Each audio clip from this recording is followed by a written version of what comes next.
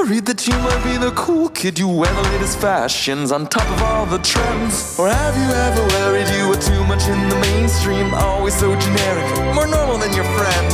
Well, we've devised a test to put to rest your fears. There's no need to panic if you lend us your ears. Tonight you can't sleep easy after all that you've heard. Cause if you like the show, then you're probably a nerd. Oh, Canon, it's Canon, it's all.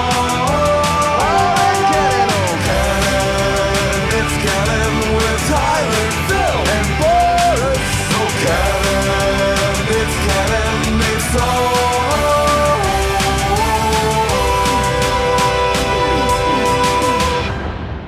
in Canon. It's Sunday. You know what that means. It's time for a new episode of the It's Canon podcast, the podcast where we talk about all things geek, the podcast where we talk about all things pop culture, the podcast where we talk about all things, anything and everything. It's the It's Canon podcast. As always, we're your hosts. I'm Boris, and this week I'm joined by cool guy Phil. How's it going, everybody?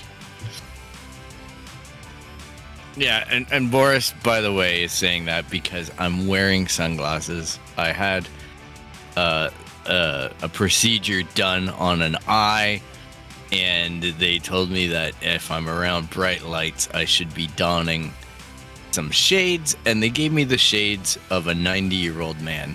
So I'm wearing my prescription sunglasses instead. I love it. Love it. I was going to say that, you know, you have to protect against bright, shiny things. You are looking at me via webcam, so it only makes sense that you have to wear your sunglasses. Exactly. That's par for the course. It's almost every week. I'm like, oh man, Boris is the beaming light that's overwhelming me. Overwhelming me with something. Overwhelming you with something. I know a lot of people who would say the same.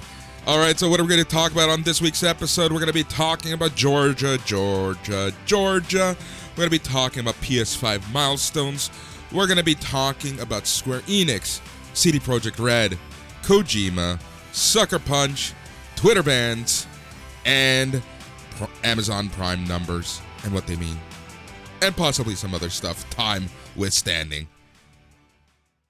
Oh man, that sounds like a lot. Jeez. Yeah, remember when I said that there wasn't that much this week? I guess I lied. Yeah, I was all like hyped up to have a long deep dive into something, but now I see that we're going to be skittering all over the place.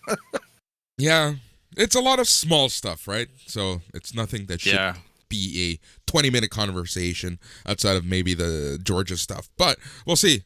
So I guess I have to ask you regardless, even though I kind of know the answer. How are you, Phil? How was your week? My week was just lots of fun. Actually, I got a fair bit of show watching in, but just the regular stuff. Obviously the Falcon and the Winter Soldier, which we're going to talk about later. Invincible. I watched that movie Nobody, which I thought was pretty darn good. Nobody, yeah. And I still can't buy what's his face? It's interesting. Better Call Saul as an action star. Having said that, there's other people who started off in weird roles and then they became huge action stars, right? Like, go figure. Yeah, like Bruce Willis. When you think about it, man, there's like, he's on Moonlighting and then he's like the action star, man. It was interesting because it does like this opening that's very similar to Invincible, which I'm finding is like this trend where it's like just when they're about to say the word, they just flash to a title screen that says the word. Yeah, and then you're like, "What? Okay, this is eerily similar." Yeah. So it's this trend in Hollywood or television production and whatnot. So yeah, it's been one of those weeks. I've had a lot of downtime because of the procedures done on me, and I've been video gaming a lot too. To be honest, I've been working my butt off on some racing games and stuff, but I have to get back into Ghost of Tsushima. and Yeah. whatnot. I got stumped on that, and I think I watched a YouTube on how to get past it. So I'm Interesting. like, all right, that's what I need to do every once in a while. I get stumped as Keep old forgetting. man Phil does. I was gonna say, I keep forgetting. Your old man Phil. Sometimes he just gets stuck. I have another buddy. He just turned 50 recently, and he's a self-proclaimed horrible gamer. So he's often rage quitting games halfway through, or it takes him a really long time to finish a game. Which it is what it is. Whatever. If you have fun, that's all that matters. But it's just kind of funny because he's so self-proclaimed worst gamer ever, and then he has the balls to play games like Bloodborne and stuff like that. I'm like, oh man, why do you do this to yourself? Oh man, I had this phase where I thought, man, Dark Souls, it's pretty cheap. I'm gonna pick up a couple copies. I'm gonna get Dark Souls 2 and Dark Souls 3, and I'm gonna all this stuff. I haven't even opened the other one. I opened one of them, and I couldn't get past this tutorial. I was just like, this is some high class bullshit going on here. So, to be fair, I don't typically rage quit a game. It just loses me, and then I'll get inspired and reignite with the game and get past the point, and then I typically manically obsess over the game until it's done. Like The Last of Us, I got stuck on a spot, creeped me the fuck out. I took a break from it for 2 years, and then I went back to it, and I just couldn't get enough. I got past that spot. I just couldn't stop playing it. Last of Us, the first one. Yeah. Yeah. I thought you said the first one. Yeah. No, just 1. 2, I'm at my waiting point now. I'm in purgatory with that one because it straight up, it didn't overwhelm me with difficulty. It overwhelmed me with creepiness. Yeah. So it was just like, I gotta stop this. It's starting to get into my mental health no zone. Yeah. I remember when you were playing that game, it's like you literally lost sleep when it came out. Yeah, that and the Walking Dead show. When I was really tuning into that a lot, it was affecting me. It was affecting my sleep patterns. It was affecting my blood pressure. And I was just like, you know what? This is an easy thing to remove from my life right now. And sometimes I go back and I watch it and I really do enjoy it. Yeah. Or I'll go back and touch, the game and go, oh man, it's really good. But then there's just some moment or something that triggers anxiety, and I'm like, you know what? Got to take a break. Yep. Gotta back away from the monitor. Yeah. So, side note, speaking of Last of Us, did you see that they cast Tommy in Last of Us HBO show? Yeah, I saw some news about that. Yeah, so it's Gabriel Luna. He's probably best known for being in Agents of S.H.I.E.L.D. So I've seen a lot of negativity around this casting. On the face of it, when I saw the headline and I know who he is, I'm like, oh, that's interesting. I wouldn't have gone that direction. But then I started thinking about it, literally seconds later. I'm like, wait a minute. Pedro Pascal, he's Joel. Yeah. Sorry, I didn't pick up on that. Yeah, okay. He's Joel. We're idiots. Yeah. He's Joel. We're idiots. All right. So, yeah, he's Joel. So when you look at Pedro Pascal and then you look at Gabriel Luna, they do look like they could be siblings. So at the end of the day, I'm fine with it. It's just it is what it is. But it's some people, wow, your racism is surely strong on this one. Here's the thing about all this, right? I don't typically get too opinionated or upset over casting choices because I haven't seen the product. Exactly. It may stink like shit. It may be an awful, awful show, but it also might be the best thing ever. And they may make decisions that I don't necessarily agree with, but in some cases, I don't necessarily want to sit there and rewatch the video game if they can make better choices with the story or the characters. Yep. So I think they have a pretty solid foundation on which they're operating from. if they do mimic the video game exactly story-wise, that's okay too, because it's a good story. I was very entertained with it. I was very compelled into it, but it's its own thing. It doesn't affect the video game. It doesn't. If I don't like it, or if I do, it doesn't change the video game for anybody. So it's amazing to me how defensive the nerddom gets about these properties and about the castings. And you know what the issue is, Phil? And this is, I've seen this issue oftentimes with comic book movies, and people give the MCU a lot of leeway over this. Like, they give the MCU a lot of room to kind of do what they want. But I've noticed this even in the MCU, specifically with Brie Larson and Captain Marvel. People hate on her for whatever reason. No one's given me a real concrete reason why they hate Brie Larson. Anyways, that's beside the point. I've looked at Batman often. I always will remember when we found out, the casting for Joker way back in 2007, right? Like, it's people are interesting. So Sorry, go ahead. No, go ahead. Oh, I guess the only time where I've gotten my cackles up is when Jared Leto was cast as the Joker.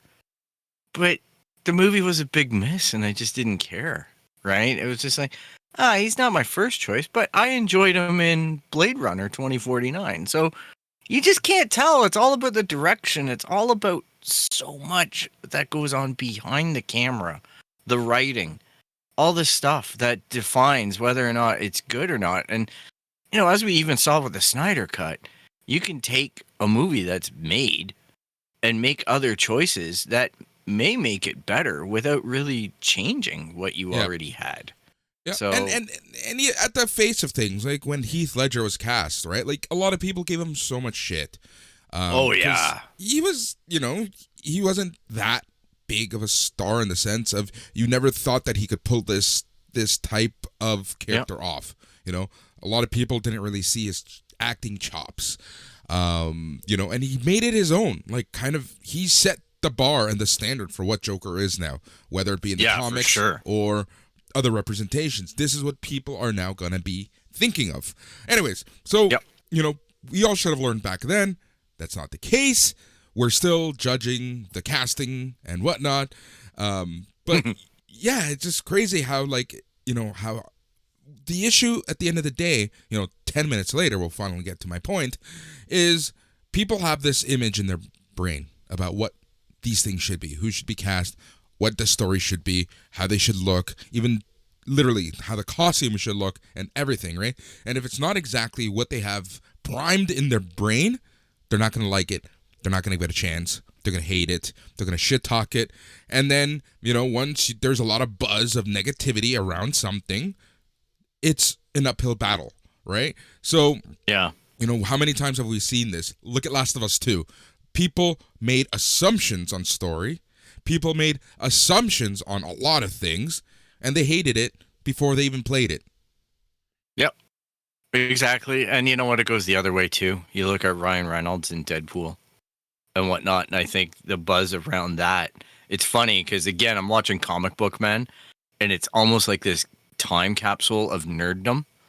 And they were talking about that on some of the episodes I was watching this week, and they're like, oh, this one's going to be huge. Kevin Smith is just sitting there like, oh, Ryan Reynolds is going to crush it. And, some guy comes in with the New Mutants, the first Deadpool issue, and they're like haggling over the asking price of that. And they're like, yeah, well, it's undeniable. The buzz is so huge around this movie that we're going to be minting money off of this. Like, if it's hanging on the wall, someone's going to come in and plunk down the $300 or $400 that title will fetch, type thing. Yeah, I remember. And they knew it back then. And but here's the thing, it goes both ways. The speculation market also, back then it wasn't so bad. So when we knew that Ryan Reynolds was going to come out with a Deadpool movie, back in 2016, so I would say 15, 14, New Mutants 98 did go up a little bit in price. It wasn't unattainable. I regret not picking it up. Yeah, I remember I know, seeing right? it like on a wall for $40. That's nothing for like a comic that is going to blow up in price. I opted going for a mint version of The Killing Joke, first run. Anyways, that was my choice. That's what I went with. That was your choice. Well, so which was a solid choice, regardless. But Yeah, you I can't think go wrong with that. But yeah, I think I would have been better off Well, with you a did. New Mutants 98. At the end of the day, it doesn't matter because all those books got ruined. Anyways, yeah, exactly. so yeah, but now you take a look at the speculation market, and if there's a fart of someone appearing on screen, a fart of a property being made into a movie, those prices are just going up insane amounts, to the point where even if there's speculation of a comic book that's going to be popular, oftentimes stores will not release them at the regular price, and they're going straight to the wall. We've had this conversation with Tyler a few times. The Last Ronin, the Teenage Mutant Ninja Turtles story that really looked really cool that recently came out, it was very rare to find that on the store shelves because they went straight to the wall. Yeah, it's happening in collectibles as well. Obviously, like, thank goodness there's companies like Lego and whatnot that distribute on a cycle.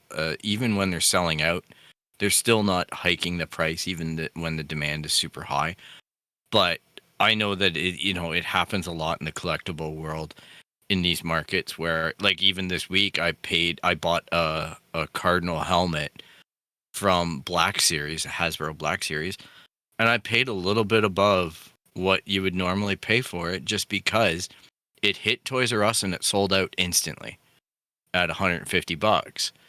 And I ended up tracking it down and getting one because I just had to have it because I just don't want the white helmet. But it was funny because, like, even there I was looking at, like, that's already an elevated price that I paid because of the demand and the exclusivity of it because it's from Galaxy's Edge. Yeah. And then, like, there's even stuff I was taking a look, and some of the ones that are out of run, like, recently, like the Stormtrooper helmet from Rogue One is already up to $500-$600 full retail. Yeah. Brand new in box. It's just nuts. And if anybody gets that sense, I'm holding on to my Dazzler on card, man. I'm telling you, she's going to be huge. She's going to just be clicking her fingers and lights lighting.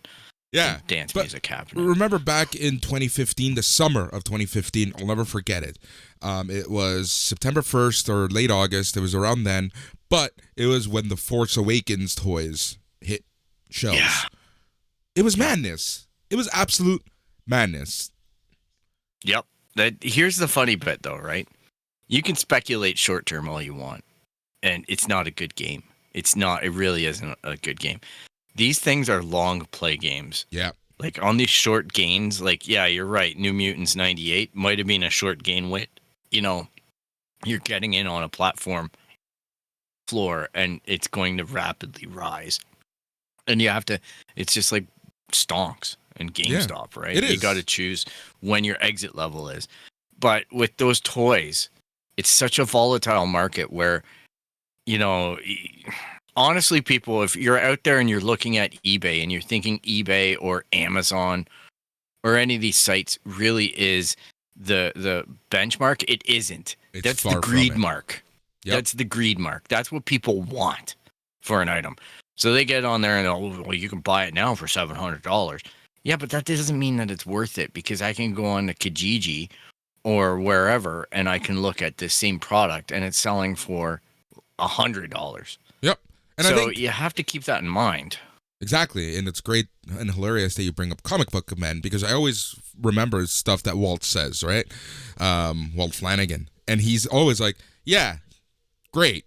So then sell it on those sites if you can find it for $700, right? Like, good luck with that. How long has that seller been sitting on that price? We don't know, right? So people, a toy, a comic, a whatever is only worth as much as someone is willing to pay for it.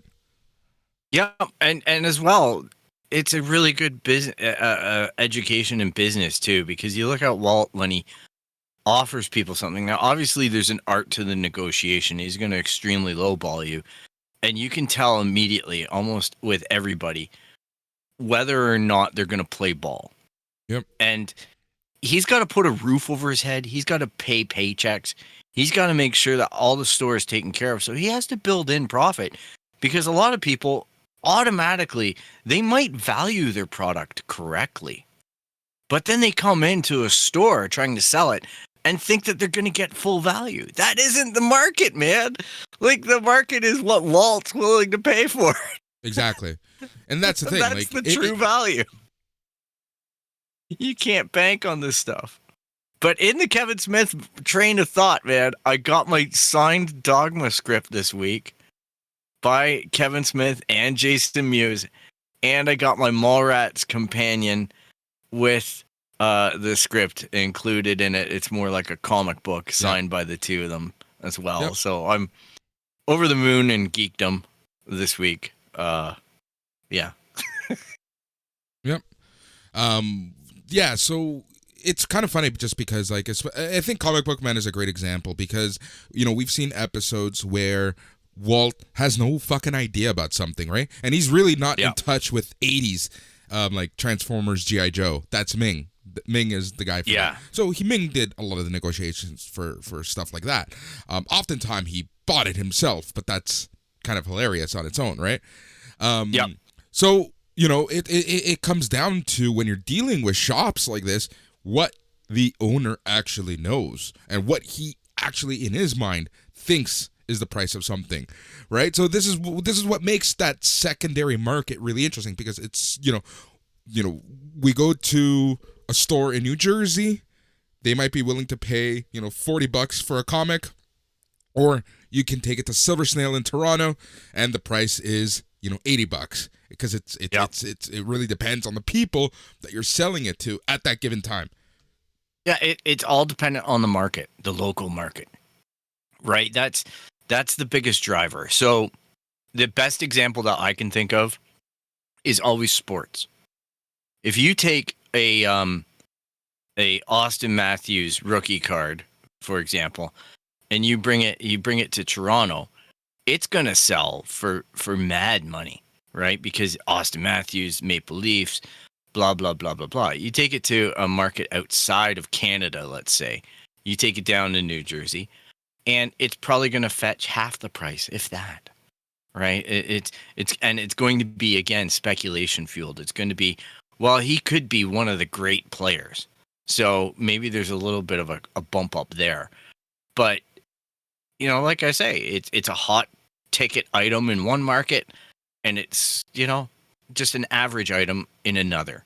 So that's what happens with comic books, and the owners that really know their marketplace, that know that this product will fly off the shelf, even at a more inflated price than, let's say, it's booked at, then that's the way it is, man. Exactly. That's the way it is. There's stores who don't want to go near stuff like that, right? Like, I know stores in the GTA that don't want to go near collectibles because the owner doesn't feel comfortable because they don't know the stuff. Yeah. And it's hard. It's you know, it's the speculation market. And then there's a store kind of like Gotham Central in Mississauga where they're willing to take everything because Carlos, the owner, fucking knows his shit, or he's going to bring in someone. It's kind of like Pawn Stars. Like, wait a second, I'll bring in someone, right? And then 10 minutes later, like they even do up. that. They even do that on Comic Book Man. Yeah. Like Walt will call in Rob and stuff like that, and away they go. You know, he knows the wheelhouse in the market, and he also knows what he's willing to get into and what he doesn't want to touch. And I do love that. Like, when he sees something cool, some guy came in on a recent episode with Twilight Zone cards all signed by the actors. Yeah. And Walt's just like, I'm torn on this because I have a no trading card policy. Yeah. He's just like, we don't do this at the stash. But he's like, this is movie magic, which we do at the stash. So he actually had that quandary, and then, you know, then he asked the guy how much he'd want, and then he's like, I'm out. Like, there's no way I could pony up the cash needed to get this type of thing. Yeah, exactly. But then that's the thing. Like, yeah, so the speculation market is always fucking interesting. You know, it's I'm not a part of that market.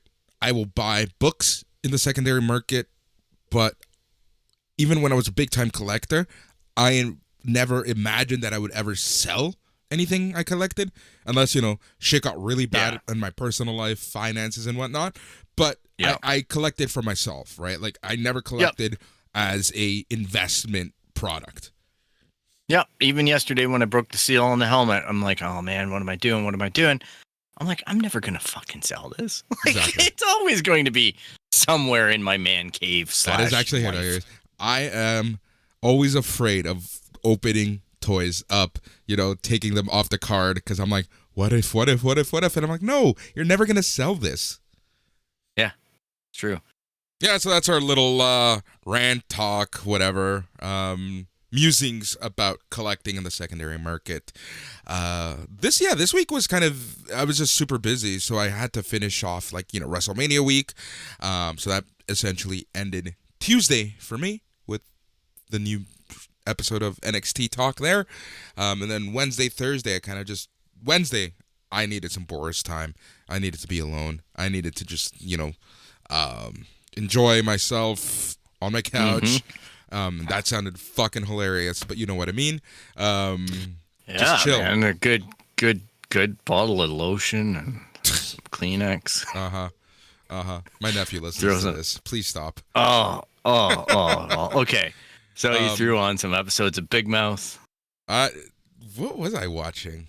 No, I don't even know. No, I was watching the TFC Champions League game. That's what I was doing. Oh yes, it's good times. Yeah, that was good times. Not yesterday, but it was terrible. I always say, we can lose to every team. We can go and whatever to every team outside of Montreal. We have to beat Montreal. I know, the Snowflakes. They beat us. Yeah, bullshit. Anyways, Snowflakes. And then I just watched regular TV on Wednesday. It was really weird. Like, nothing geek, just actual regular sitcoms or whatever. Like, it was so weird. Yep. But I just needed that downtime. And then Thursday, it's my Grey's Anatomy night. I gotta get my Grey's in, Station 19. Oh my gosh. Such a normie. I know, right?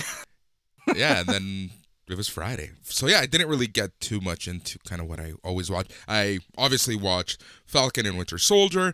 I haven't even watched Invincible yet. So that's that. I gotta watch that. It's tonight. Okay. It's kind of funny because Thursday was the day after the procedure, and I had to hold my head down.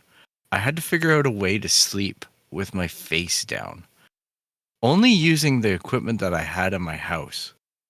So it's not like I have a professional massage table or something where I could put my head into the toilet pillow thing. So I ended up adapting a pillow that fit my head perfectly, that I usually put between my knees if I sleep. It's like a knee pillow, and you just slide it in there, and they sold them at a local Home Sense or something like that, Home Outfitters. And my head fit perfectly in that. So I slept a lot. It was really weird though.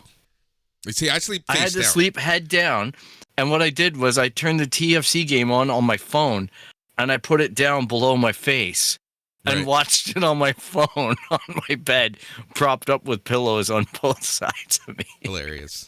It was weird as hell, man. Yeah. If I ever have a triple bypass or any bypass, I don't know how I'm gonna sleep face up, because I can't sleep face up. I cannot for the life of me. Really, I was dying to sleep face up, man. I can't. Dying. Do you sleep face down? Yeah. Wow, that's really tough for me. Head in the pillow. I'm actually a side sleeper. Mm-hmm. Sleep on my side. But if I between face down and face up, I'd rather face up. I don't know why. No, I'm face down. But I sleep on a really hard mattress. Nah, I'm pretty soft. I find I like it on my back. It rejuvenates my back. The old man talk going on here. I love it. Holy cow. I know, right? All right, so I think it's time to move on to the news. I think we've we've reached our limit of non-actual news talk. Yeah. Yep. That's met and exceeded. Yep. All right. So, earlier in the week, it was announced that Ryan Coogler, director of Black Panther 2, will in fact be filming in Georgia, despite their voting law outcry. So we've seen a lot of boycotts in Georgia because earlier this year, SB 202 was passed in the state, and it has a lot of ramifications for voters. So I guess we should start by saying what SB 202 is, right?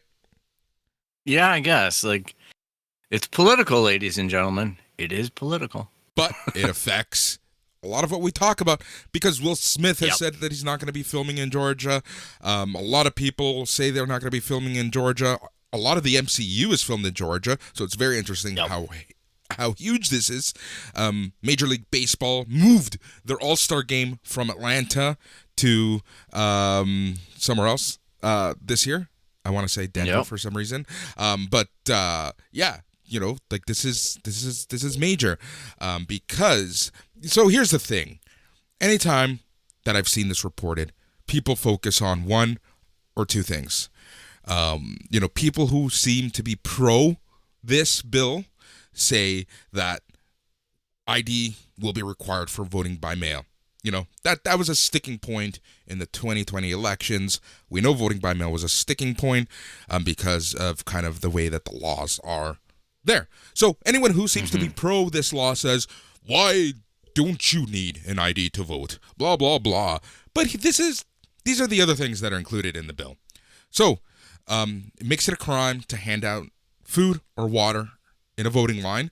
This includes, you know, if my grandparents were in a line for many hours, I wouldn't be able to help them. I wouldn't be able to give them food. I wouldn't be able to give them water.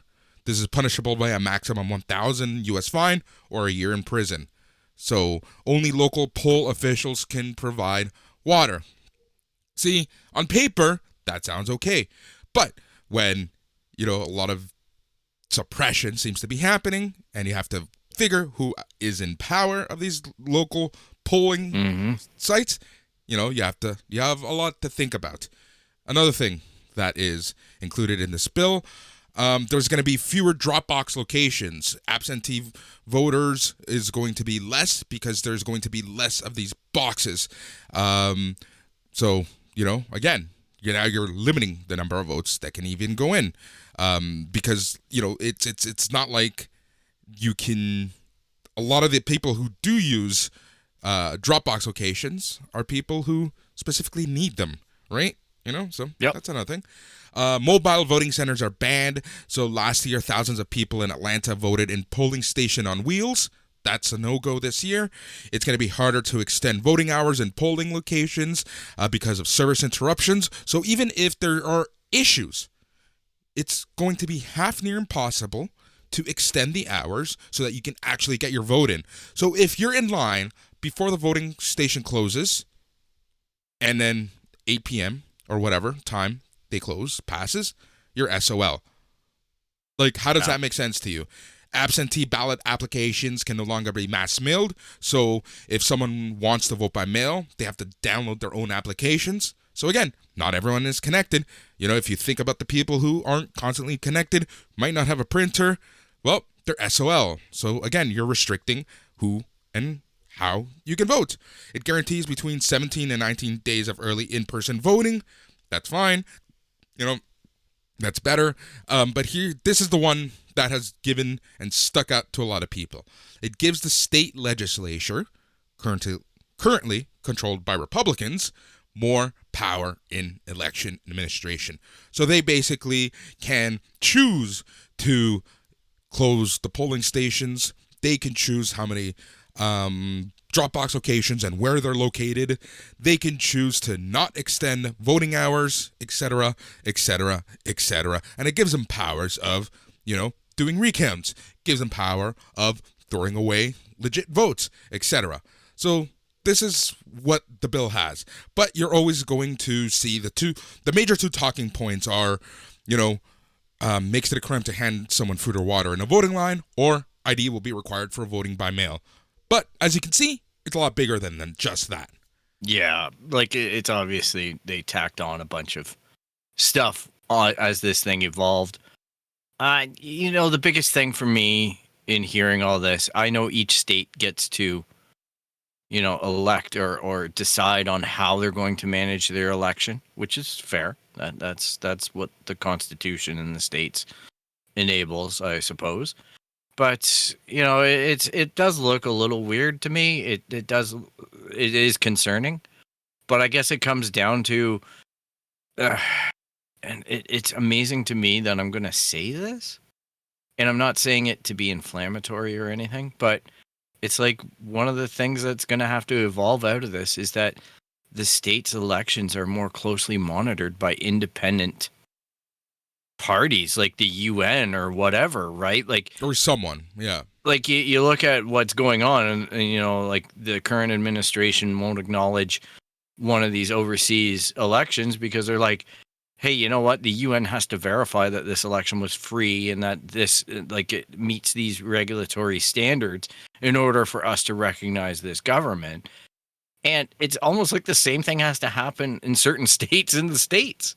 Yep. And that's incredible to me. It's like, I don't know how it's defensible from either side. Like, I don't know if it was the Democrats doing it. I'd be equally outraged if it's the Republicans or the Democrats. Yep. It's like voting should be voting. It should be your duty. And when some party is viewed as possibly actively revoking the possibility of it based off of, your connectedness, your ethnicity, anything. And not that these laws shroud that, but they do preclude it. Yep. In some ways. Yep. So like I mentioned, because of this being passed, there have been a lot of bans, there have been a lot of whatnot going on. So, like I mentioned, MLB's not going there. A lot of filming is not going there anymore. But as I mentioned, Ryan Coogler said in a new op-ed published that, this is a direct quote, "When I was informed of the passage of SB 202 in the state and its ramifications for the state's voters, I was profoundly disappointed. While I wish to turn my concern into action, I could not do so without first being educated on the specifics of Georgia. Having now spoken with voting rights activists in the state, I have come to understand that many of the people employed by my film, including all the local vendors and businesses we engage, are the very same people who will bear the brunt of SB 202. For those reasons, I will not be engaging in a boycott of Georgia." Coogler then says that he intends to continually speak out about SB 202 and its effects and ways to overturn it, as well as donating to appropriate organizations. Coogler also says, that he wants the Senate to further consider passing, seeing if they can stop this. So, I think that this is the perfectly acceptable way of going about it. I think that it's pretty moderate. Yeah. There were a lot of knee-jerk reactions. And anytime that someone moves, so especially with the MLB, when they moved the game away from Atlanta, I was on a lot of sports forums, and a lot of people said, the irony here is that you're taking away from the people who are going to be affected by this vote. And I understand that, these companies, these unions, these whatever, they want to hurt, the state legislators in the pocket. They want to show action, but this is the big picture. The day-to-day, the people who you're directly hurting are, in fact, the people who are being oppressed by this new act. So, it's one of those things where it's like, you have to figure out kind of and find a moderate middle ground to this. And I think that what Ryan Coogler is doing is the appropriate action because, you can't, take away the carrot and hit them with a stick. And because the people who you're actually hitting with a stick are the people who you want to help in the big picture, but you're actually hurting them a lot more. And I hate using the carrot stick analogy because Phil knows exactly why. I know why. Yeah. So, MLS and their stuff. So, what do you think, Phil? How do you feel about all this? Very similar. Like, I think Coogler's taking an approach that's moderate and balanced and well-informed. It's good that Disney are allowing each production unit to make its choice and not I'm really happy about the idea that so far, anyhow, Disney hasn't made it a command on high that they have to stay out of Atlanta type thing or Georgia because of these politics. Because Disney, let's face it, they make political decisions. They get their hands dirty in this. Look at the Gina Carano thing. Just look at their content and whatnot. So I think it's kind of cool that, yeah, it's not a knee-jerk reaction. I think the world is getting tired of knee-jerk reactions. Yep. I know I am. I am too. And I'm, the past administration did it for 4 years. It was all knee-jerk and it was all on Twitter. Yep. And Major League Baseball played right into that. Yep. That's the issue. That's the issue right there. You know, I'm as moderate as they come. I'm as liberal as they come. But, you know, even being a liberal, you can't do knee-jerk reactions because you have to look at the bigger picture. And the bigger picture of just removing everything from Georgia is that you are actually hurting the people who you're trying to help. So is this just virtue signaling, or are you actually trying to make a difference? You know? So that's the issue that I have with knee-jerk reactions. It's an awful lot like cancel culture and the discussions around that, Bingo. Right? Because people are knee-jerking and they're trying to just lambaste or react to hurt somebody. And it's, you know, to borrow a phrase from the past, old man Phil, it's cutting your nose off to spite your face. You know what I mean? Exactly. It really is a past comment like that. Like, it's amazing to me that this is probably, it's not the first time and it won't be the last time that we're into this cycle of reactionary politics and reactionary legislation and whatnot. And it's just sad, right? It's like, you got to see past it, and Kugler's doing that, in my opinion, at least from what I hear. I'm sure there's a breaking point. I'm sure there's something that might tip the scales into a more active position and whatnot.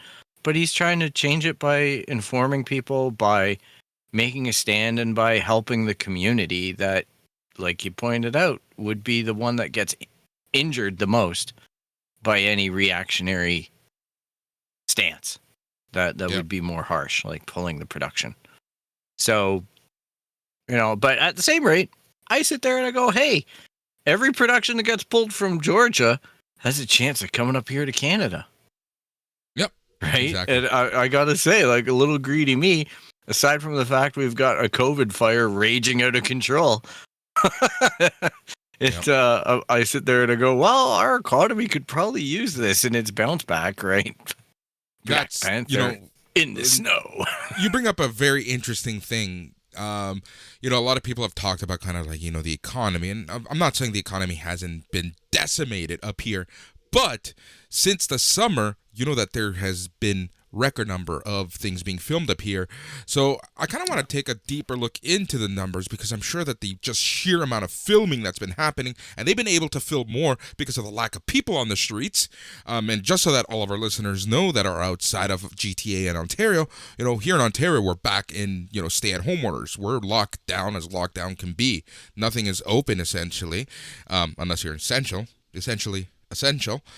So, you know, for me, it'll be interesting to kind of see as things are filming. You know, I'm sure it's helped a little bit in the grand scheme of things. So, you know. Yeah, like I think they shut down most of downtown Toronto last weekend for How I Met Your Mother, Barney Stinson guy. Yeah. He was filming a movie here. Yeah, Neil Patrick Harris. Neil Patrick Harris. Yeah, I was going to say different Neil. Anyhow, yeah, no, like that's it's good to see that industry is surviving and whatnot, but yeah, we're not in a great COVID zone right now. And I know that comparatively, when I look at all that, it's nothing compared to what the States went through, but it's alarming enough for us just because of hospital capacity and yada, yada, yada. Yep. So, and hey, it's a weird time, man. We got authoritarian Ontario government coming in and telling us we can't be outside. Yeah, pretty much. And you so know what? Weird. This is going to be my one comment about that. Canadians need to stop poking fun and saying we are better than the States, because look at what happens, right? Anyways, yeah, we're going to move on. We're no different. We are no different, my friend. Yep. We're all in this together. So, yep. Yeah, right. PlayStation 5. This has been a pretty big week for PS5. We finally got their big update. We're going to be talking about that in a second. But I want to talk about other things that's happened on PS5, which kind of makes me laugh because I don't know about listeners everywhere else, but here in Toronto, GTA, Ontario, it is still half near impossible to get a PS5. I still don't know how we got you one, Phil. I am in constant awe of this, to be honest, because my friends are all asking me about this product, this system, and I have no clue how the hell you guys pulled this off. Like, it's amazing to me because it just seems to not exist. Right? Like I pan over and I look at it right now and I go, holy shit, it is here. Like I was playing it last night. Like, man,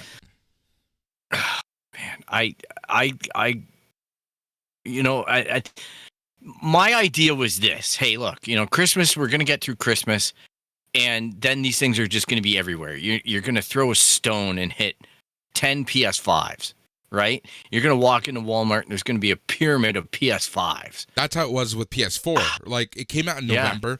By Christmas, you can be lucky, walk into a store at the right time, and they would be on the shelves. Yeah, because of COVID, things are different now.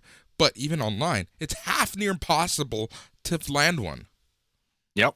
I get the notifications because of my newsfeed loops into them.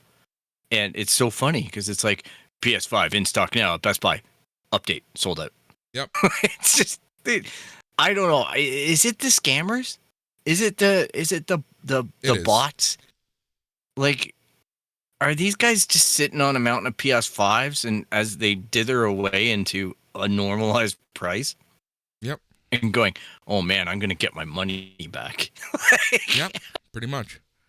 You know what is on the market and you can easily find on every website and probably in store too, because this site that I'm looking at now says that they're also available in stores. That is Xbox Series S. Yeah, I when the stores were open, I went to my local EB to pick up an item. I bought a multimedia remote for the PS5, which was actually hard to find. Yeah, for some reason, almost everywhere was sold out. Yep. I go in, I pick that up, and I'm like, "Hey, do you have any Xbox Series X booting around?" And the guy's like, "God, no, but I've got this S." And he points to it on the wall, and sure enough, there's the box, and I'm looking at it. He goes, "It's going to be there for a while." Yeah. They even are like, "Don't buy this."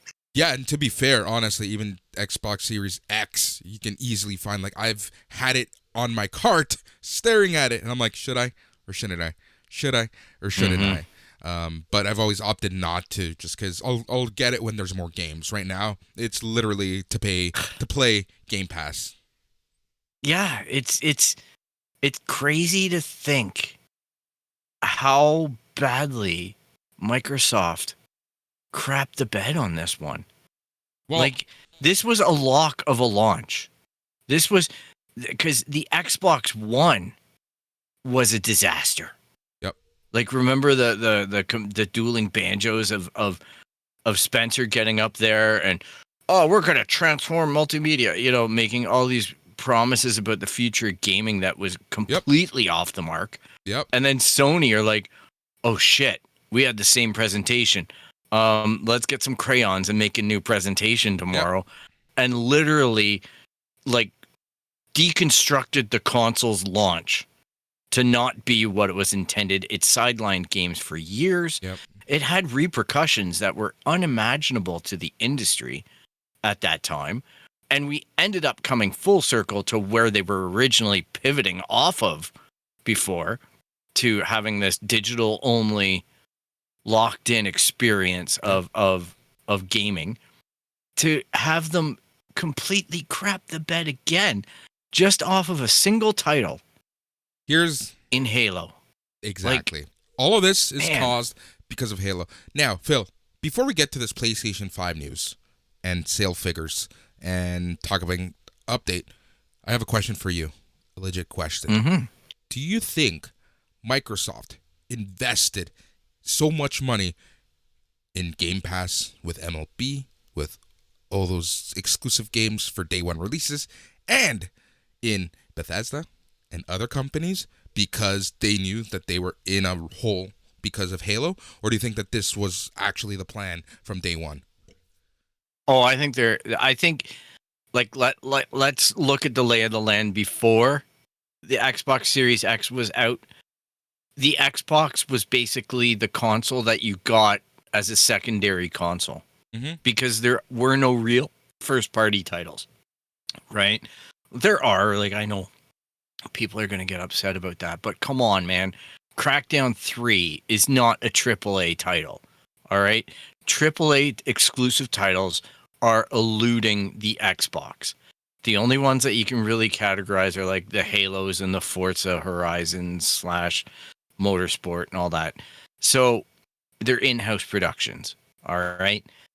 When you're in that position and under that much scrutiny, I think a Bethesda acquisition is probably going to happen regardless of Halo. However, I think that the vacuum of Halo has forced Microsoft to go out and pull out of the bank a lot of dump trucks of money to get Outriders day one on Game Pass, to get MLB The Show on Game Pass, to really push Game Pass. I think was part of the strategy all along with the Xbox Series X, but I definitely think it rattled them. I agree. I think it sped things up. I think that the acquisition and kind of the search for studios was deep because clearly, it takes a long time to actually acquire a company. You have to look in the books and make sure that it's a legit acquisition before you put an offer. So I know that they were deep into negotiations, but I have a feeling that the Halo announcements about it being delayed that happened in the middle of the summer rushed and expedited a lot of these things. And as you say, that's when they were starting to load the dump truck full of money to these studios to make sure that they get their games on Game Pass day one. Yeah, I mean, it's not unusual because of COVID, right? That's another wrinkle in all this. But we saw Disney have to pivot towards Disney Plus a lot harder than maybe they were originally planning because they were trying to go for a more balanced release schedule with theaters. They were, and they have your whole theme park business and all that. All that money evaporated, and I think it made for a lot of choices that they had to do in the marketplace that completely felt unnatural for them. But it was the only lifeline that they had into the market. This is where Microsoft is. They have no product. For their product. Exactly. So what are they going to do? Oh, we got Game Pass, man. Let's get Game Pass going. And you're leaning into a game like Outriders, and no offense to Outriders, it's a competent middle of the ground game. It's not it's the biggest game we've had in a while, and it released in spring. Yeah. During the COVID stuff.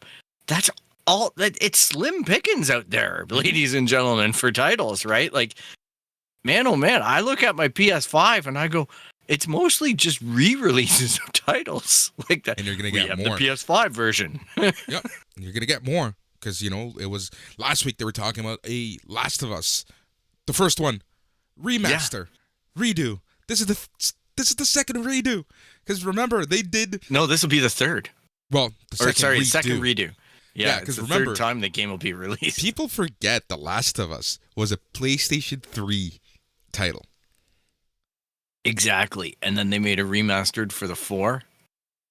And oh my gosh, it's so crazy to think about how often they go to that trough. Mass Effect, legendary. That's going to be coming out soon. I'm going to get it. I miss Me too. Those games. I miss playing those games a lot. But it's just really funny, kind of where we're at. Okay, so I bought Republic Commando this week on the PS4 because I'm like, oh man, they did it like in full widescreen and everything instead of the barred version, and I'm like, sitting there last night playing Republic Commando. It goes $20. Hey, all right. Like, how many times can you take that money out of my pocket? And I'm willing to do it.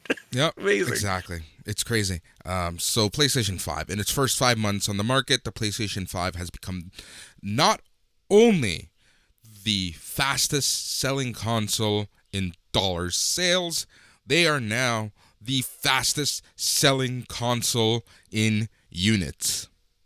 I have to ask though, where are these units? The sneaker guys have them underneath their sneaker boxes. Ridiculous. Like it's Definitely great. So not in the hands of people. Let me tell you a story, because I know this cousin doesn't listen to this show. I have a cousin. I don't even know why I opened with that. I just should have said, I know someone. I have a cousin. He lives in LA, and he subscribes to some service. And essentially, this service gives you access to a bunch of bots, I'm assuming. And these bots will send you links and codes. So this motherfucker, this guy, has... I'm using motherfucker in the, like, this is the issue sense. You know, anytime that there's a restock in PlayStation, he ends up getting 1 or 2. Like, this guy has literally bought, I think, 7 or 8 systems. Why? Like, are they actually selling on the secondary market? They are, 100%. Oh, Jesus. Yeah. That's the sad I part. think, and I'm going to give him credit, because I think he's selling them to his friends at cost. I've seen him post. Hey, that's great. That's great. But this is the issue, Phil, because not everyone is going to do that. A lot of people are going to take these orders, and they're going to double their money. And people are going to pay for it. A lot of people want the PlayStation 5 still.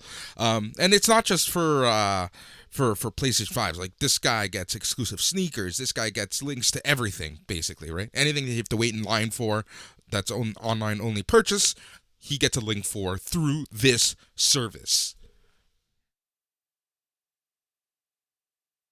So tough, man. Like, I get it. There's sometimes you want something so bad. But I think collecting like that becomes a problem. Yep. Because you're just collecting for the sake of collecting, and you're just going to pile stuff up. And it's not going to mean anything. But people have to realize out there, if you're going on eBay or one of these sites where these guys are selling this stuff and paying the inflated price, all right, you're just part of the problem. Yep.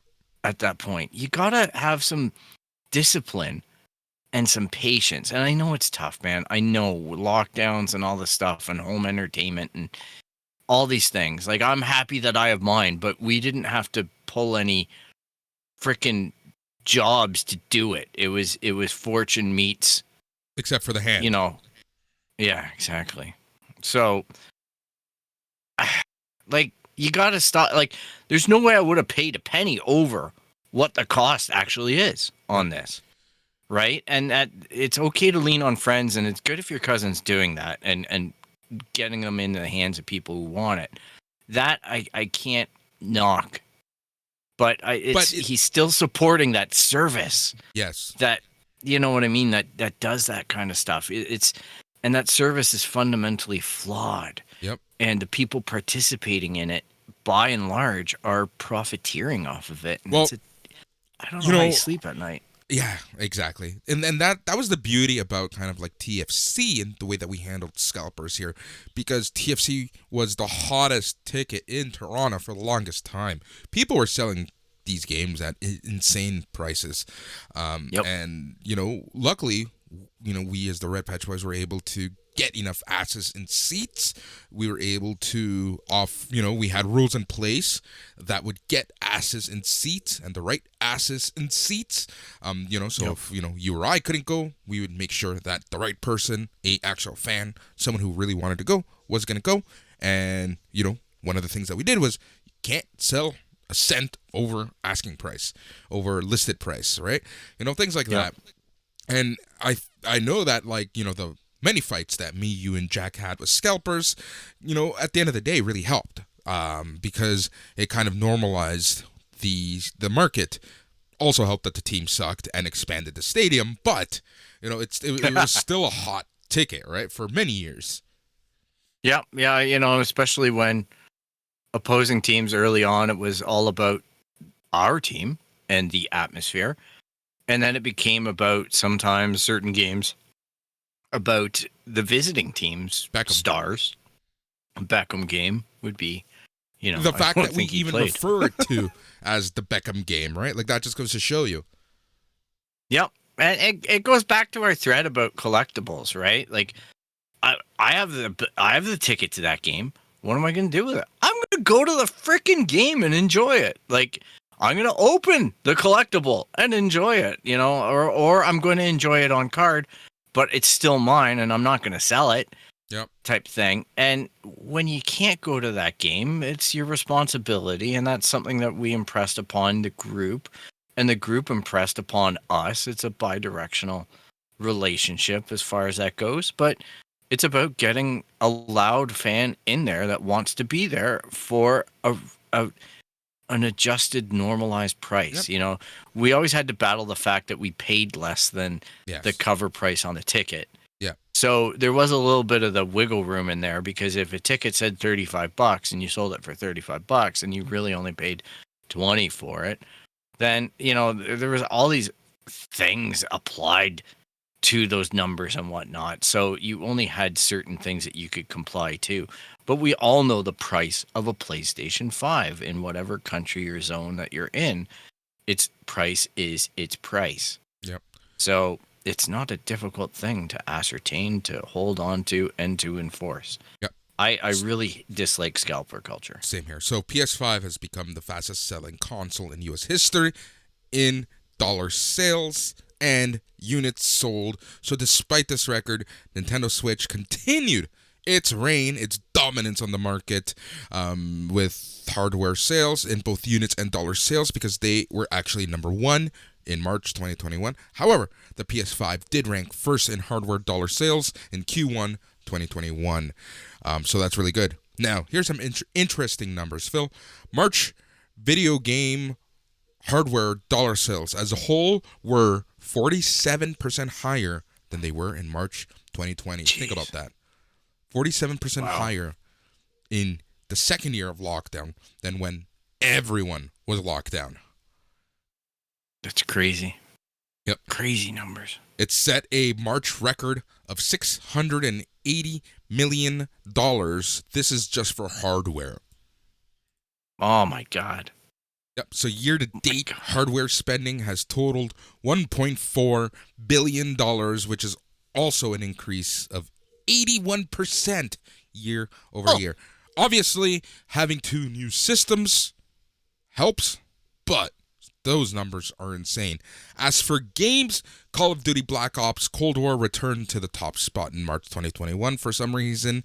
So it's the best-selling title of both the first quarter and 12-month period ending March 2021.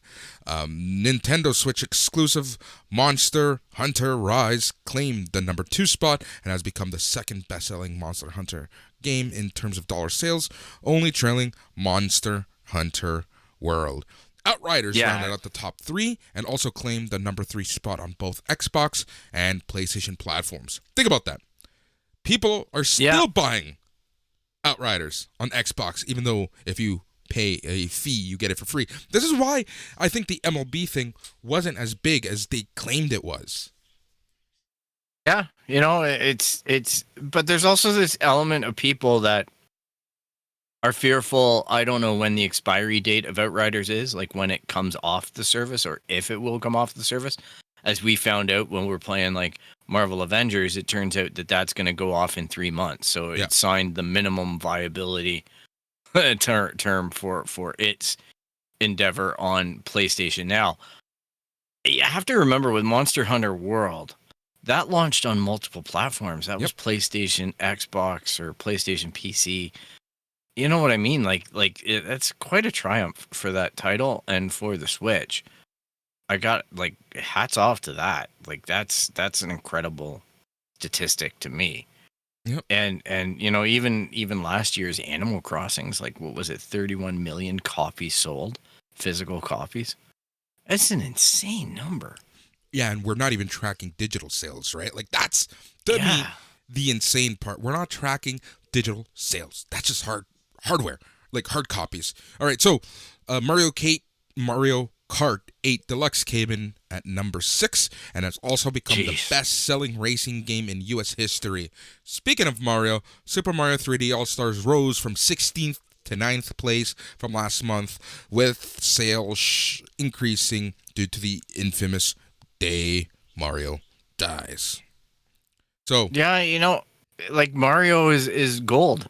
Yep. It's good games are good games, man. Mario Kart stands. And what Nintendo did by using the same methods that Disney uses, kind of their vault, Yeah. fucking brilliant. Because people are buying this game like mad. If you go to a store and you see a secondhand copy, you should just see the prices that any Mario game that was put in the vault has been increased to. It's just brilliant. Because, the same would happen with Disney movies. I remember when Mulan was going into the vault, people were going mad. You couldn't find that anywhere.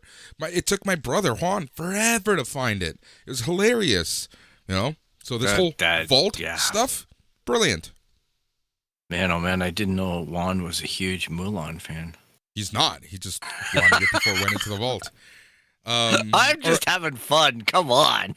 I know. So March 2021, consumer spending across video game hardware, content, and accessories reached a March record of $5.6 billion. 18% higher compared to 2020. Isn't that crazy? Insane. It's insane. Like this is. It goes back to something I brought up on the show before.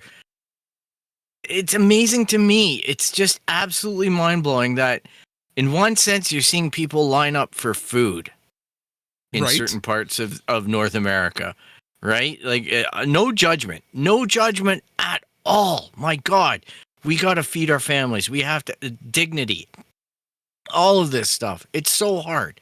My heart like literally bleeds for these people. Then on the other side, like the sales are going crazy. And I'm not trying to equate those people who are suffering with the types of purchases that are going on, but it just seems like the gap is huge. Yeah, that's between the haves and have-nots. Yep, that's exactly what's happening, Phil. The gap is getting bigger as the middle class is becoming no more. This gap is becoming bigger, but when you take a look at these sales and what's happening in the world, something's not adding up, right? Like, it's really weird. Yeah. It's very interesting stuff. So all of these hardware sales are impressive, especially when you consider the fact that what have we been talking about for the past many months? Longer than a lot of news outlets have been talking about this issue. About the chip shortages. Yep. So isn't it crazy? Like, and I think people are starting to also get these purchases in for this reason. So when you think also, when you think about the semiconductor shortage, when you think of the fact that there's going to be a Switch Pro, when you think of a lot of these factors, seeing that the Switch is still selling like mad, it's impressive. This is all around impressive for the video game industry. The Switch to me is the least surprising surprise because it's damn good. It's portable, and it the adults play it as much as the kids. All right, like to me, that isn't the shocker. It's the shocker is how much appetite there continues to be, and probably how everybody's investing in the fact that, oh, you know what, my daughter is going to want a Switch Lite. My daughter and son are going to want Switch Lites, and then when we game on the big TV, we're going to game on the Switch regular because we can play it on the TV. Yep. Like that's the impressive penetration that Nintendo has with their product. Like I also think that there's a dynamic of, okay, like let's just take, if my experience is, let's say the normal experience, because I know that there's a lot of frontline workers that end up making shit wage, doing a shit job, like having to stock shelves at the grocery store or whatever, and put themselves in the line of danger with COVID. But by and large, most of the working world that filled those business towers and whatnot all pivoted and went home. Yep. And now I'm not paying for gas. Yep. I'm not, you know what I mean? Like my overhead for food, gas, and all these other expenses, clothes. Like now it's like, which pair of pajamas do I buy? Yep. Instead of, oh, I need to get this fit, XYZ pair of pants for work, et cetera, et cetera, et cetera. So that means that the disposable cash pile goes up for stupid purchases like video games, like content for video games, and like entertainment, because you got idle time and twiddling fingers and you're sitting there going, I'm going to rent that movie. I'm going to do this. I'm going to subscribe to that service. Yeah. And I think that's what's fueling this industry. That's what's stoking the fire. So to me, when all of this COVID stuff starts to disappear, and let's hope it does, everybody. Like, I really don't want to be the guy that's doom patrolling on this. But let's just say the fingers click and later this fall, or whatever the time frame is, we return back to work. That's going to be nasty to reconcile my spending at that point. Now, I'm buying the gas. I'm buying the coffee. You know who? I'm buying the food. You know who I feel sorry for at that point? Before we get to the list of top 20 sales, the people who moved out of downtown Toronto because it's too expensive, because they don't have the bars, they don't have the necessities around the access to stuff. They don't need it anymore, so they moved outside of the city, or they bought a house outside of the city because they don't need to be in the city because they're not going into an office anymore. I feel sorry for those people who then realize they have to actually get back to the city somehow. Yeah, well, a lot of workplaces are going to be doing this hybrid thing where it's in and out, but it's still pretty tough, man. When you're talking about the fact that you walk to work in the bath, or had a nice day outside that you could walk to work above ground and get the fresh air and the pigeon poo on you. When you turn around and you say, oh, well, now that's an hour and a half commute. And let's just say everybody else is doing it, and our infrastructure obviously is not updated to take the capacity. That means that first day going back into the office is going to be crap times 100. Yep. And it's going to be crap times 100 for 100 days, because that's all the kids going back to school. That's all the stuff, all the congestion, all of it is just going to be infuriating for people. It's going to be crazy. And you know what? Like, let's buy SUVs and pickup trucks that guzzle gas. Like, I'll get a mile. Like, you know what I mean? Like, terrible fuel economy. Yeah. And let's just idle our way to oblivion on the highway. Yep. Yeah, like, it's going to be interesting to kind of see. That's why, like, you know, I can see rent in the city going down more and more. But we'll have this conversation another day. So let's talk about March 2021 best-selling games. I'm looking at the list in front of me.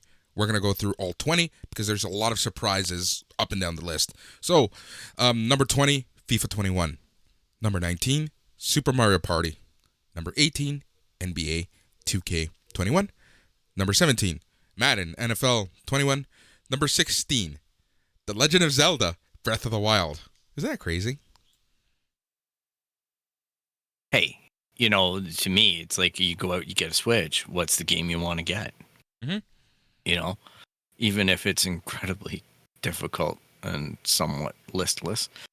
I struggled in that game, but I loved everything that I saw and was able to do.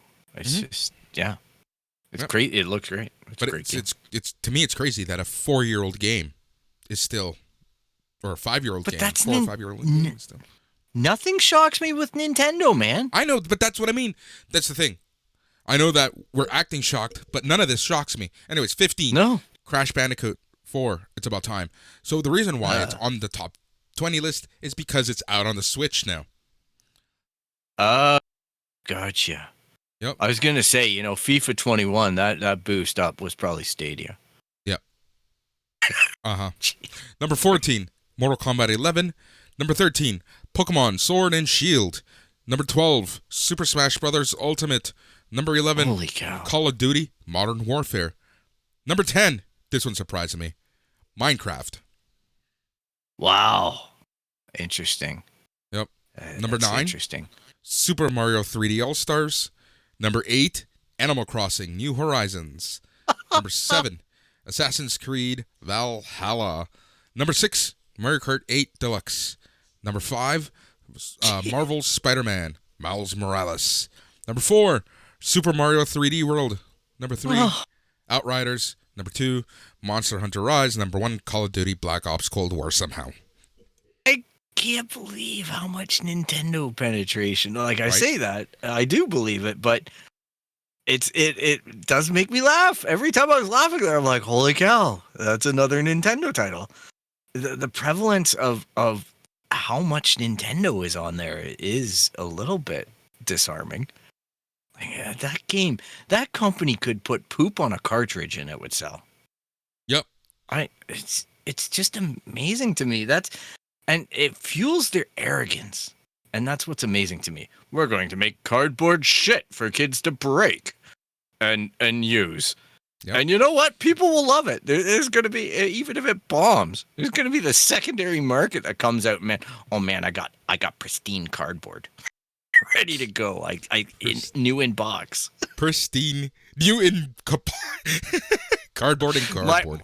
My box is in a box and it's new and it says Nintendo on it. Like, amazing. I saw one of those whole sets, literally on the side of the street. Someone was just like, for free, take it, please. Oh, it's so odd, man. And like everybody that I know, I didn't do it, but bought one of those exercise things for the Switch and whatnot, the hoop thing.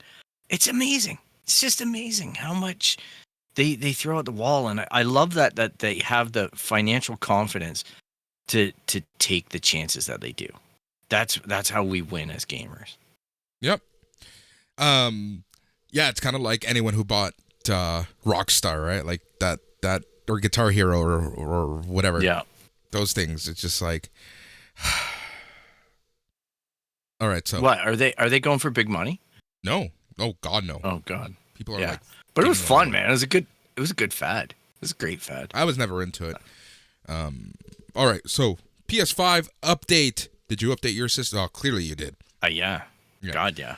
So the big one All over was PS5 storage expansion and management. So now you can store games externally. You can play PlayStation 4 games on the external hard drive, and you can switch PS5 games from internal to external, but you have to play PS5 games on the internal drive. Yeah. Which, you know what, this is a pet peeve that a lot of people had out there, where it was like you download the game, you couldn't move it. Obviously, you can't play it on an external hard drive because of the speed recommendations or necessitations. I invented a word there. Anyhow, a lot of people criticized the console for that. And Sony came out and released this update. It fixed it. It means the games are more mobile. It seems to me like the transfer rate on the hard drive is a lot quicker than it used to be on the PS4. Mm-hmm. Because I have a 3 or 2 terabyte external from my PS4 on the PS5. And I regularly boot games. If it's a PS4 game that I download, I regularly boot it over to the hard drive just to keep that drive free. But it's nice to know that if you spend a lot of time, you download the game. Like, let's say when the Cyberpunk PS5 one comes out, it's going to be 100 gigabytes or something. Ridiculous. Then it's good to know that you can just throw it over onto the hard drive. Yeah. And throw it back and play it, at minimal prep. Yeah, I agree. It's just the size of these games. Like, I get it, but oh my God. It's nuts, man. It's nuts. Crazy. That's why I hate Call of Duty. Like, well, first of all, I don't play it online, but secondly, the game is just this pig on the hard drive. It's just constantly downloading. downloading updates and patches and everything. And I'm just like, I just want to play the campaign. Yeah. It's amazing to me. So there's some other quality of life improvements. I don't know if you noticed in the friends list. It's divided now. You have chats and you have friends. Yeah, a bunch of social features. Yeah, now it is funny because when I first got the PS5, one of my friends on PS4, he's like in a party with me, and he's like, "Oh, share your screen, do a share player. I want to see what it's like." And I'm like, "All right," and it didn't work, and I didn't know why. And I thought, well, maybe it's because I'm gaming in 4K and he's not. Like maybe it's something to do with the video signal. Does not. But nope, it turns out that was not working. Yeah. And they fixed it in this update. So I'm kind of curious to see his reaction to the PS5 over that feature because, we can't game together. So, or we can't be in the same room together to look at it. So, yeah, the PS app got updates. And I think the other major updates of note are that it improves HDR and 120 hertz support. Yeah, you can turn HDR off now. So you get SDR. Which is a nice to be able to toggle that. And yeah, 120 hertz for 1080p gaming, not for 4K. So 1080p, 120 hertz. I know, I'm a geek on that stuff. Yeah, no, bring up those deets. That's good. I like it. But yeah, it's a pretty big week for PlayStation, to say the least. I got a question for you. Yes. You upgraded yours, right? Yes. It went really fast. I didn't notice because I keep my system on. I live on the I live on the wild side. Oh wow. I live dangerously. Okay, so I shut mine off. I turned it on the other day knowing that this patch was out. It gave me a little thing that said, "Hey, the new patch is out. Would you like to update?" And I said, "Click update." And I'm thinking, "All right, it's going to be like the 4 and I'm going to get the screen that goes boop, boop, boop, boop, boop, boop, boop, and then it's going to reboot and then it's going to do its whole kerfuffle thing." And you know what? I'm like, did it download? Is it downloading? I don't understand. Then a whole bunch of game downloads came in. I'm looking at it. I'm like, I'm just going to reboot the console because it didn't ask to be rebooted, which is weird to me. And I was thinking maybe it would reprompt me to download the update. I rebooted it and yeah, everything was applied and good. And it seemed to tackle it way more seamlessly than the PS4 does. Yeah. The only thing that didn't go well for me was the controller update. There is a controller update. And for some reason, I think it's the cable that I use because I have one of those third-party long-ass cables. It wasn't picking up that something was connected. And then I noticed that sometimes I would insert the USB into the controller and it wouldn't charge. But then I did it again. Little slower and it would pick it up. So I think it's mainly I think it's the cable. Anyways, long story short, I wasn't able to update the controller software. Interesting. Well, I'm gonna be doing that after our recording session today. I'm gonna update my controller, man. That's the life I lead. Yep. All right, so we're going to still talk about video games, and we're going to talk about the video game news because acquisitions seem to be the big thing, especially when you take a look at the strategy that Microsoft is using. Bloomberg reported earlier this week that there is interest from several buyers to acquire Square Enix. However, this report is not based on any announcements by Square Enix Holdings. We do not consider selling off the company of any of its business, nor have we received any offer from any third party to acquire. So basically, Square Enix is saying, not true, this isn't happening. But, it's one of those things where there's smoke, there's fire, right? Yeah, I would think that this basically goes into an area of they have a successful game out in Outriders. They kind of missed the mark with Avengers, as we know. I think that it draws interest from parties that might be curious on an acquisition front because they've gotten this product out and it's relatively, it is popular, as we discussed. It's in the top 3 of games selling. It's a dry spell though. I think that it's a really volatile and dangerous time in the game market that's not going to hold.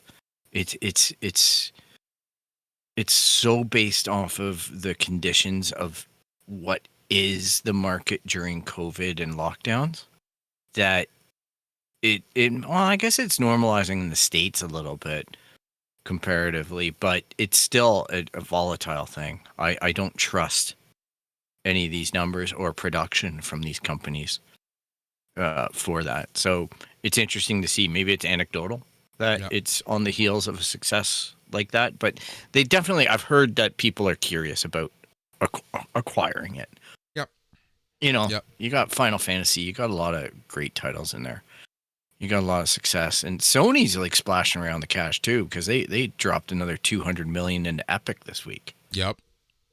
So you know what? I was watching a little bit on that last night, and I'm thinking, watching Fortnite stuff, and I've never played Fortnite in my life. Mm-hmm. I have never played it, and I actually debated last night about playing it, but then I talked myself out of it because that took like a whole 2 seconds, I'm sure. You know, the graphics and everything look interesting. And the whole idea of the sandbox, right? It's the actual foundation of the game that repulses me. It keeps me away from it because I'm not into that arena style stuff. But it's just so cool to see Master Chief and, you know what I mean? Like, and Sony and Microsoft and pop culture all merging into this thing, and it's got to be mind-blowing for Epic. Yeah. Because really, at the core of it, People Can Fly was part of Epic. And they're the ones that made Outriders. They made Bulletstorm. They made Gears of War. They were a big, like, this company is born out of Gears of War. And obviously Epic were kind of like, we're done in that area. We're moving on to the Fortnite world. And that's where that game came out of, right? It's amazing. Yep, exactly.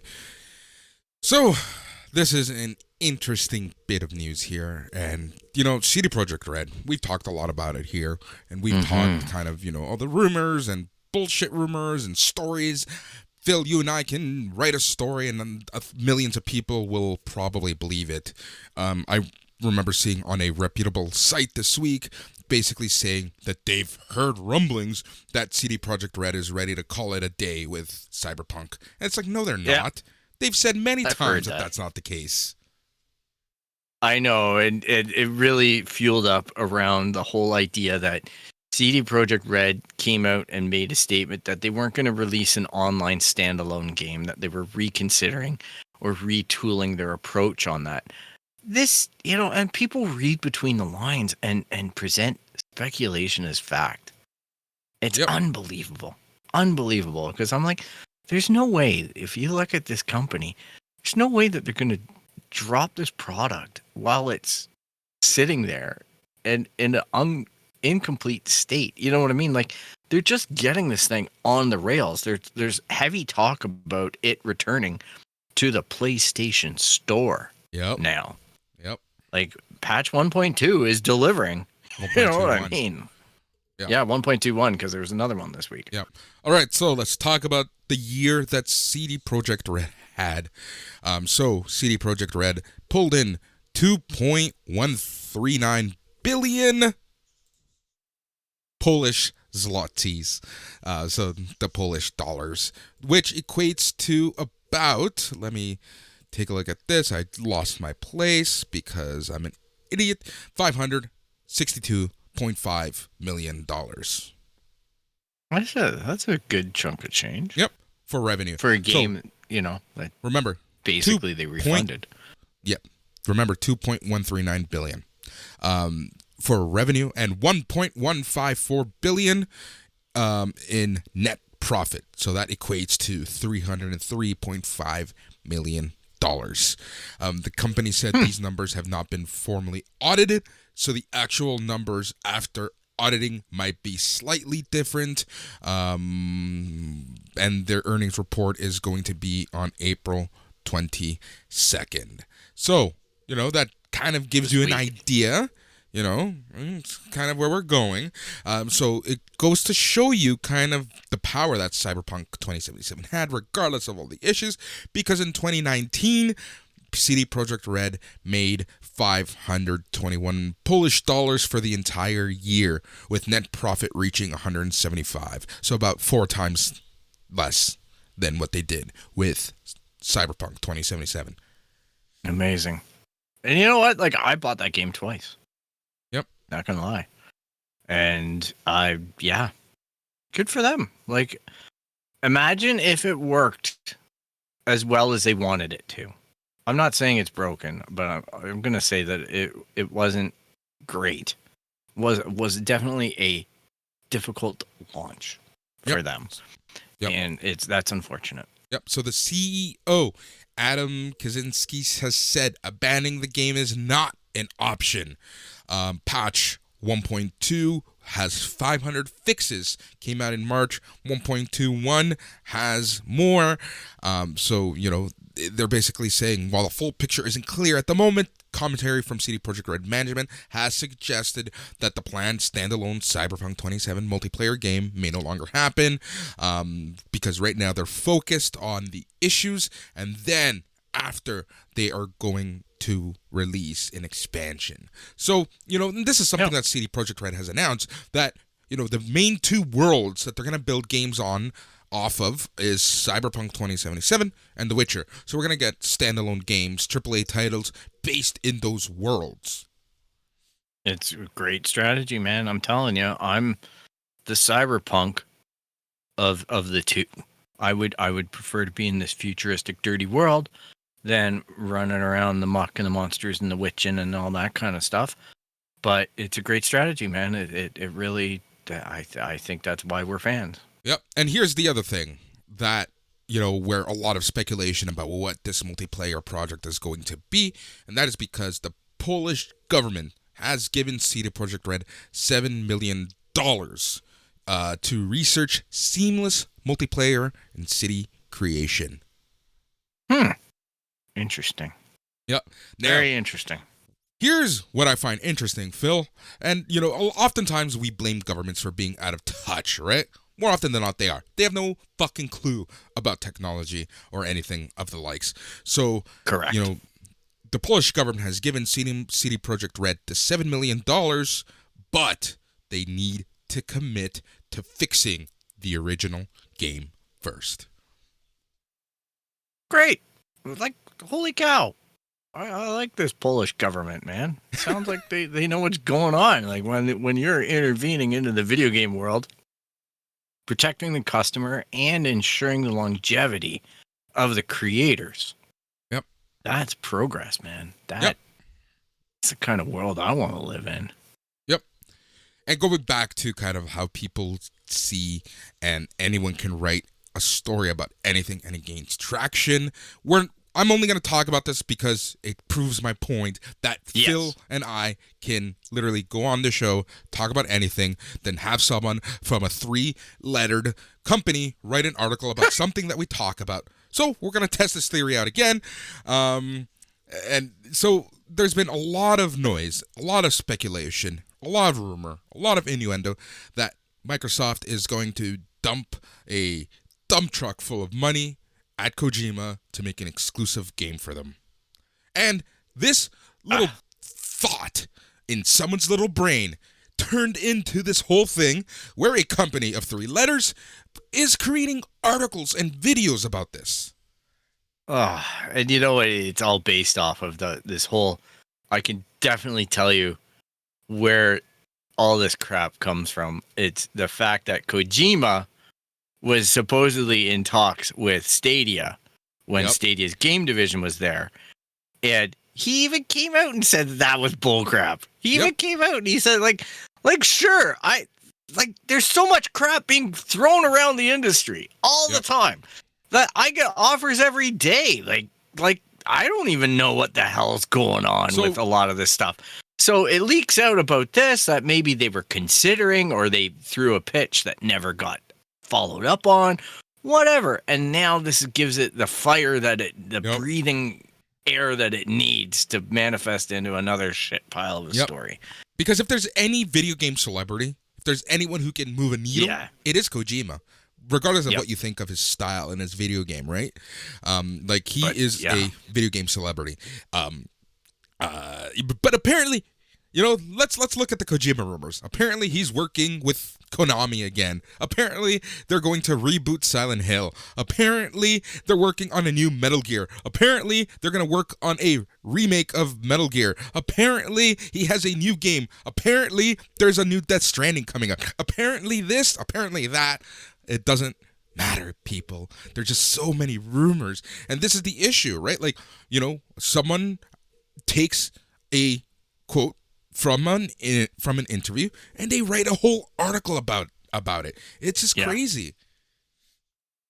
It's opinion. It's not fact. Yep. There may be a nugget of a factoid in there.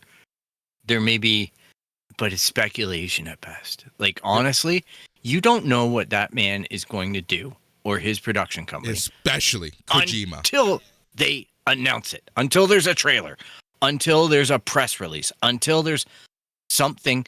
That guy probably has about as many ideas floating through his head as shits in our bellies. Like, yeah, it's just, yep. Yeah, he's creative. He's a creative guy. Having said that, I am excited for the next Kojima project. Yeah.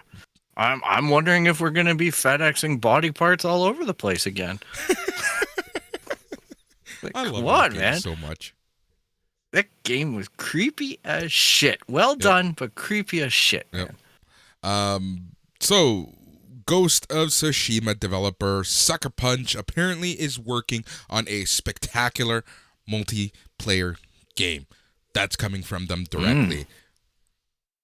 Good. I was pleasantly surprised after playing Second Son and all their previous entries, which were good. Nothing wrong with them. I was pleasantly surprised with Ghost of Tsushima. I was just like, holy shit, this is wow, revolutionary. And it's funny because a friend of mine who has a PS5, he bought it, and one of the reasons why he bought it was to get onto that game, and he didn't want to pay full price. It finally went on sale. He picked it up, and he's not playing it right now, and I'm ribbing him like crazy at work because I'm like, how come you're not game? This is the thing. And it's pretty funny. Yep. But yeah, I'm just like, I went back, and that's why I wanted to play it this week. It's because I went back and how revolutionary it is and how amazing it is with the wind and the guide points and everything about the actual construction, the foundation of the game, the lore that it's based in. Yep. Makes me smile. I don't have my copy anymore. My nephew grabbed that at the end of the summer, and I haven't seen him since. So, Alex, good man, Alex. Good man, Alex. Alex, I want my game back. Just letting you know. Yeah, because apparently there's like a new game mode and all kinds of add-ons to it now. And I was like, yeah, I think that's coming out. And it's like, well, no, it came out like in the fall. Yep. Really? Shit, I gotta play more of this. Yeah. All right. So, Amazon Prime has 200 million subscribers worldwide. Oh, that's a lot. Now, that's a lot. And how many of them are watching Amazon Prime? Bingo. Half of these, not half, I shouldn't say half, but there's a chunk of people who probably don't even know they have access to Prime Video. Truth. Serious. Or like Prime Music. Or cloud storage for your photos. Yep. No, the company's really good at delivering things that people don't know they delivered. Right? Isn't that crazy? Honestly, it's like when you're farting around with Twitch and you realize that you have a Twitch account and that you have it upgraded and you just need to link certain things. They were giving away free like Nintendo Switch online services for a year. Yep. They were doing all kinds of crap. Like, and I will say, in its failures though, linking these accounts and doing some of the stuff that's needed isn't always easy. No, it's not. And it ends up getting to be a frustration point where you're like, screw it. Like, honestly, screw it. Like, when it works well when it's an app and you download the app and you just go, okay, I got Amazon Music now. All right, cool. That's cool. Sign in with your Amazon account.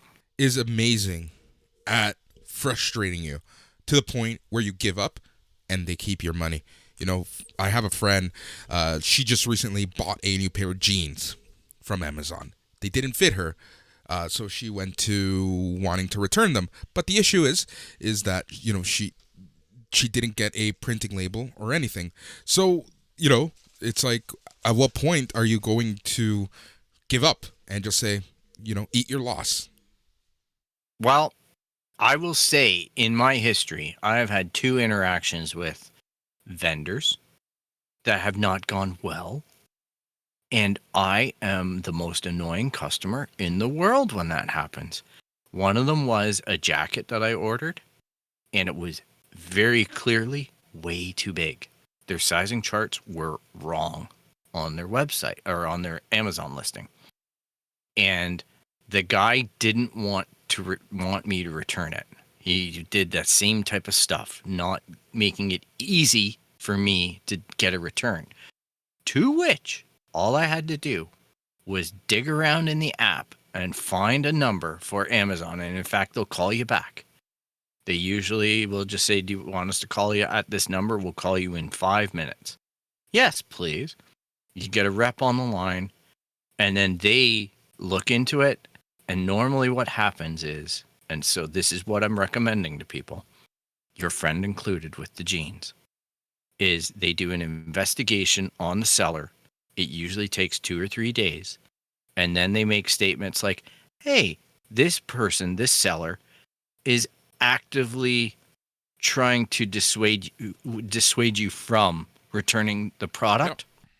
They kill the listing, they kill their store, and they refund you your full money, usually right away. Like, this guy was emailing me and saying, hey, how about you just go and alter it and I'll give you back $30. Yeah. Right? And go get it tailored and stuff like that. And I'm like, no, this is just crap. You're crap. And then other time I bought a Marvel Legends Infinity Gauntlet, and what showed up was a rubber glove with lit stones in it. I was pissed. Because not only was this thing look like something that you clean your freaking toilet with, all right, it stunk. It smelled really bad. When you opened the bag, there was a chemical smell that would fill a room and just like kook you out. Like, you would be high off of fumes. Making it you was think disgusting. You got the real Infinity Gauntlet. Yeah, and I'm like, and the funny thing was, I called Amazon and I'm like, hey, look, like, first off, this thing stinks. Like, literally stinks, which gets them completely, their reps are like laughing their ass off, right? Because I'm like, it really smells bad. And I'm like, well, look, you see the box on the listing? And the guy still had the listing up. And I'm like, he's showing a Hasbro Black Series Infinity Gauntlet, which is a mechanical thing. I got a toilet glove. Like, and it was so funny because I didn't realize there was a switch with a little watch battery in it to light the stones up until my brother's son came up. And he's just like 10 years old, and he goes, look, it lights up, and he finds the switch, turns it on, it's glowing. And I'm like, yeah, oh my God. But yeah, he wanted like $60 for this thing, and I thought, what a steal. Yeah. And I'm like, I got my money back. Oh, believe me. And they took him off the store. Yeah. They don't like those practices when these vendors do this shit to people. So complain to Amazon. Don't complain to the seller. Complain to Amazon, and you'll get... Exactly. That's what I was going to say. And she's a little Wolverine. She's rabid about this stuff. So, you know, she's going to get her $45 back. You know, so I told her, just contact Amazon. It's a lot easier because essentially the seller, you can't return something or you can't get your money back until they get it, and they never send her the label. So she called Amazon or emailed them, and within minutes, literally minutes, and we're talking, this was Saturday at like 1 a.m, you know? So, you know, I'm like, just call Amazon, deal with Amazon, and you'll get your stuff. Within minutes, she got her label. Yep, and the funny thing is I got refunded for my glove, and they let me keep the glove, so I have my toilet cleaning glove. That is so funny. All right, I'll bring it next show. I'll bring it on the show for you. I love it. You'll love it. Or you can wait until our live show. Yeah, true enough. Little hint there. All right, so talking about Amazon, Twitch has banned over 7 million bots contributing to artificially inflated numbers. So Twitch sent out a tweet. We have been monitoring the rise of fake engagement on Twitch and have identified 7.5 million plus accounts that break our terms of service by follow botting and view botting. We are taking action on these accounts and appreciate all of the reports about this issue. This is a big issue because, oftentimes your compensation as a Twitch partner or whatever, whether it be YouTube, whether it be Twitch, whether it be whatever, Instagram, is based on followers. To get into certain programs for sponsors, you need to show actual followers and whatnot. So Yeah. using bots clearly it's bullshit. So I'm happy that Twitch is actively trying to find these fake engagements. Yeah, it normally the Twitch route is to just basically put it on the person. But I know with one of these guys, like he had 3 million followers in one day. Yeah, exactly. And it just ballooned up. And, I'm impressed that Twitch is doing something about this because normally with the DCMA stuff and all that, the music, the streaming, they just kind of say, oh, well, you guys figure it out. We're demonetizing your video or we're going to slap you on this front. And it's up to you to figure it out. We're not going to take any ownership. Yep. This time it seems to show that Amazon are actually, looking into things and taking ownership of that. So that's a welcome change. Because it affects their bottom line also.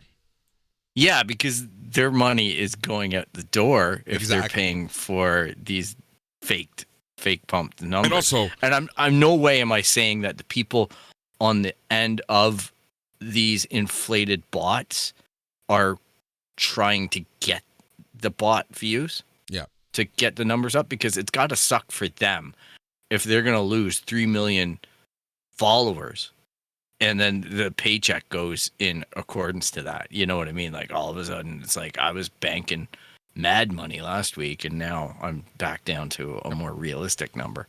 Exactly. Which, it is what it is. But, it's hard. People don't realize, our numbers are okay because I was lucky to have this show for a long time, off and on, right?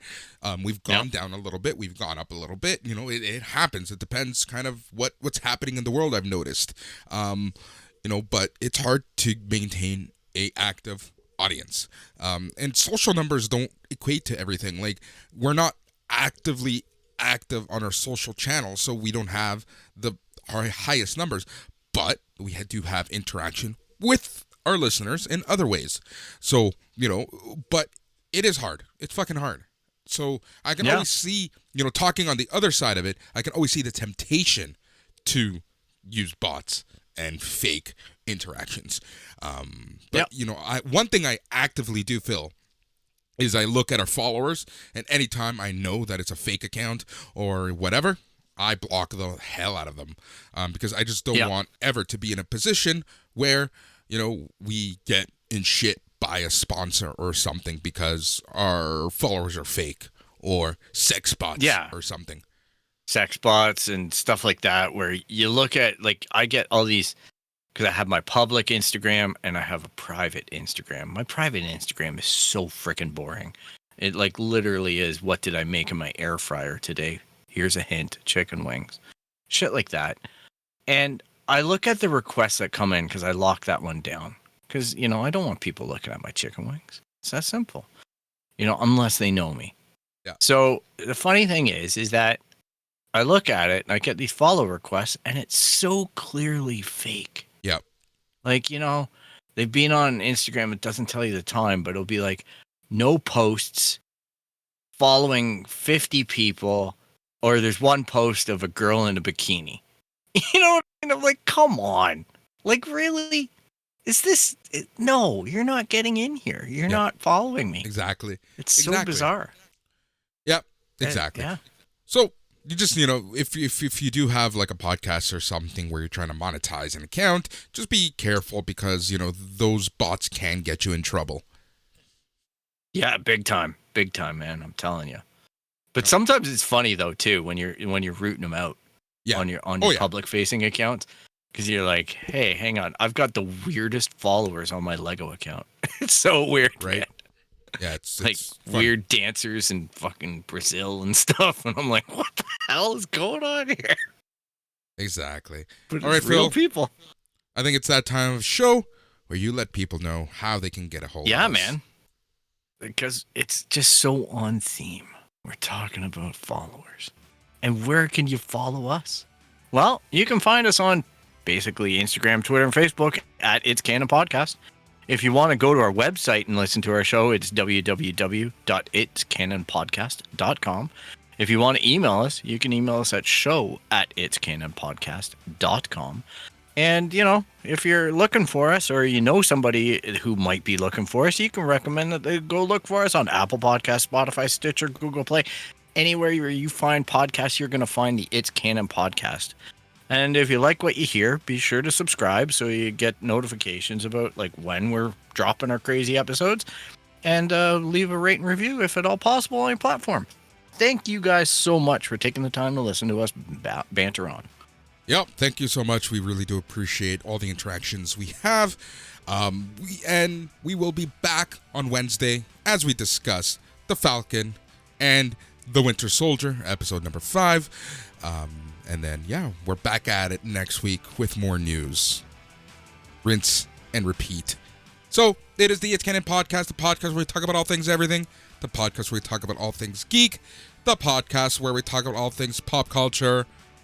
He's Phil. I'm Boris. Good night.